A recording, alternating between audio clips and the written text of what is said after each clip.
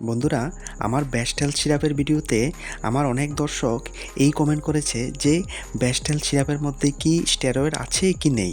আবার কেউ কেউ এটা কমেন্ট করেছে যে এটার মধ্যে স্টেরয়েড আছে, এটা খাবেন না বা এটা খেলে ক্ষতি হবে। এই ধরনের কমেন্টও অনেকজনে করেছে। আবার অনেকজনের মধ্যে এই কনফিউশনটা আছে, আদৌ কি ব্যাস্টেল সিরাপে স্টেরয়েড আছে নাকি নেই। এই প্রশ্নের উত্তর দেওয়ার জন্যই বা এই প্রশ্নের যাতে কিছু ক্লিয়ারিটি আমি দিতে পারি, এই জন্যই আজকের এই ভিডিও তৈরি করলাম।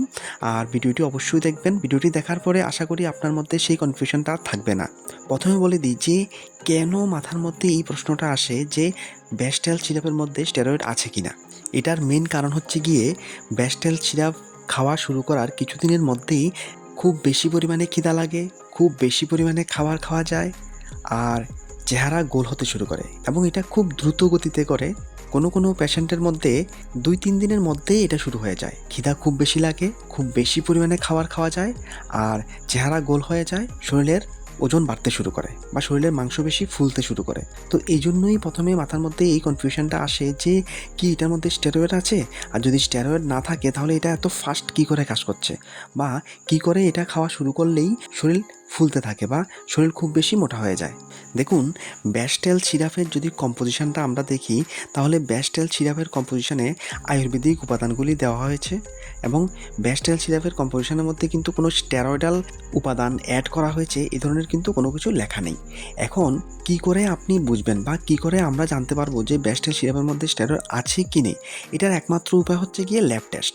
যদি কোনো গভর্নমেন্ট সংস্থা বা গভর্নমেন্ট যে ল্যাবরেটরিগুলি আছে, যেগুলি মেডিসিন নিয়ে বা স্যাম্পল কালেকশন করে, পরীক্ষা করে বা যাচাই করে, তখন কিন্তু পরীক্ষা করে পরীক্ষার রেজাল্টের উপর ভিত্তি করে বা পরীক্ষার রেজাল্ট দেখে তারপরে কিন্তু বলা যাবে যে ব্যাস্টেল সিরাপের মধ্যে স্টেরয়েড আছে কি স্টেরয়েড নেই। একটা কোম্পানি যখন কোনো একটা প্রোডাক্ট মার্কেটে বিক্রি করার জন্য লাইসেন্স নেয়, তখন নিশ্চয়ই এটার ল্যাব টেস্ট করা হয় এবং ল্যাব টেস্টের রেজাল্টের উপর ভিত্তি করে কিন্তু কোম্পানিকে লাইসেন্স দেওয়া হয়। তাই এই নিয়ে আমরা আর প্রশ্ন করছি না, এ নিয়ে আমরা আর প্রশ্ন তুলব না। এখন ধরুন আপনি ব্যাস্টেল সিরাপ খেতে চান বা আপনি ব্যাস্টেল সিরাপ খাচ্ছেন। এখন আপনার মধ্যে এই প্রশ্নটাও আছে যে কোনো স্টেরয়েড এটার মধ্যে অ্যাড করা হয়েছে কিনা বা শরীরে কোনো ক্ষতি কেন করবে কিনা। তাই আমি আপনাকে এটা খাওয়ার একটা এমন নিয়ম বলবো, যদি এটার মধ্যে স্টেরয়েড থেকেও থাকে বা যদি স্টেরয়েড না থাকে তাহলে কোনো সমস্যা নেই, কিন্তু যদি থেকে থাকে তাহলেও যাতে আপনার শরীরের কোনো ক্ষতি না হয়। মনে রাখবেন, যে কোনো আয়ুর্বেদিক ওষুধ খাওয়ার নিয়ম হচ্ছে গিয়ে 90 দিন। 90 দিনের বেশি কিন্তু টানা আপনি কোনো ওষুধ খেতে পারবেন না। এখন কি করে আপনি এটা খাবেন? প্রথমত, যখন আপনি ব্যাস্টেল সিরাপ খাওয়া শুরু করবেন, যদি খাওয়া শুরু করার সঙ্গে সঙ্গে বা কিছুদিনের মধ্যেই আপনার মধ্যে কোনো সাইড এফেক্ট দেখা যায়, কি করে বুঝবেন? শরীরে পিম্পল বা র্যাশেস হচ্ছে, বা আপনার খুব বেশি গ্যাস হচ্ছে বা ভমিটিং হয়, ওষুধটা খাওয়ার পরে আপনার বমি বমি ভাব করে বা ভমিটিং হয়ে যায়, বা আপনি যে কোনো খাবার খেলে আপনার বমি হয়ে যায়, ঠিকভাবে হজম হচ্ছে না, আপনার পেট কন্টিনিউ ফুলে থাকে, বা শরীরের মধ্যে র্যাশেস বা ফুসকুড়ি হচ্ছে, তখন কিন্তু আপনি ইমিডিয়েট ব্যাস্টেল সিরাপ খাওয়া বন্ধ করে দেবেন। কারণ এটা একটা সিমটমস বা একটা লক্ষণ যে এটা আপনার শরীরে সুইট করছে না।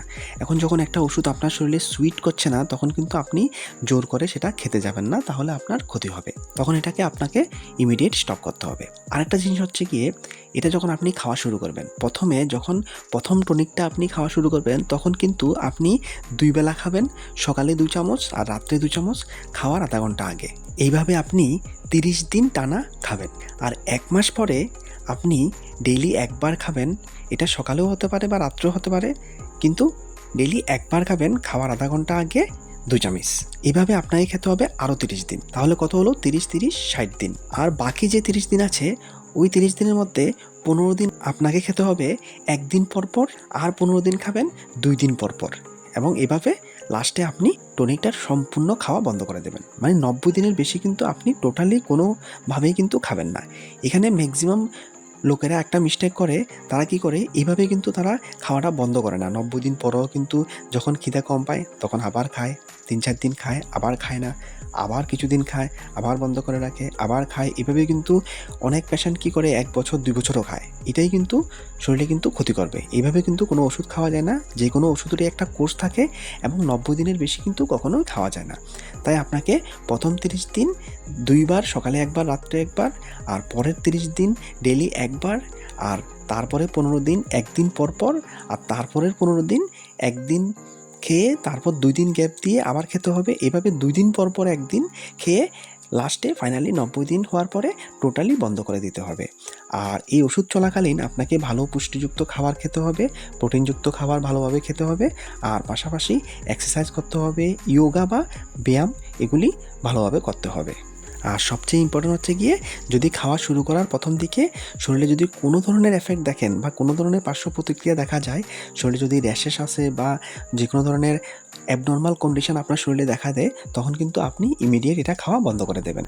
আর মনে রাখবেন এভাবে 90 দিন খাওয়ার পরে আপনার শরীরে যে উন্নতি হয়েছে বা যেটা আপনার শরীরের গঠনের পরিবর্তন হয়েছে সেটাও কিন্তু আশা করি থাকবে, আর এটা পরিবর্তন হবে না। আরও একটা প্রশ্নের উত্তর দিয়ে দিচ্ছি, যদি 90 দিন খাওয়ার পরেও আপনি দেখেন যে আপনার শরীরের যে উন্নতি হয়েছে বা আপনার শরীরের গঠনে যে পরিবর্তন হয়েছে সেটা আপনি ছাড়ার পরে পুনরায় আবার আগের মতো হয়ে গেছে, আপনি রোগা হয়ে গেছেন এবং আপনার খিদাও অনেক কমে গেছে, তখন কিন্তু আপনি পুনরায় এটা আবার শুরু করবেন না। তখন আপনি এটা বুঝে নেবেন যে এই ওষুধ আপনি যতবারই খান না কেন, এটা যতদিন খাবেন ততদিনই আপনার শরীর ফুলবে, কিন্তু তারপরে আপনি বন্ধ করলে আবার কমে যাবে। মানে এটা আপনার শরীরে ওইভাবে সুইট হচ্ছে না, তখন কিন্তু আপনি আর জোর জবরদস্তি করে এটা খেতে যাবেন না।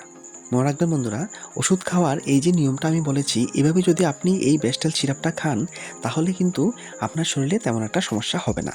যদি সমস্যা হয়, কারণ সবার শরীর এক না, সব ওষুধ সবার শরীরে সুইট করে না, তাই যদি এই ওষুধটা খাওয়ার পরে আপনার শরীরে সুইট না করে বা যদি কোনো অসুবিধা হয়, আপনি এটা খাওয়া ইমিডিয়েট বন্ধ করে দেবেন আর ডক্টরের সাথে অবশ্যই যোগাযোগ করবেন। ঠিক আছে বন্ধুরা, ভিডিওতে ইনফরমেশানগুলি যদি ভালো লেগে থাকে ভিডিওটিকে একটি লাইক অবশ্যই দেবেন, আর এই ধরনের মেডিসিনের ইনফরমেশানগুলি কন্টিনিউ ফ্রিতে পেতে চ্যানেল অবশ্যই সাবস্ক্রাইব করে রাখবেন। ভিডিওটি দেখার জন্য অসংখ্য ধন্যবাদ।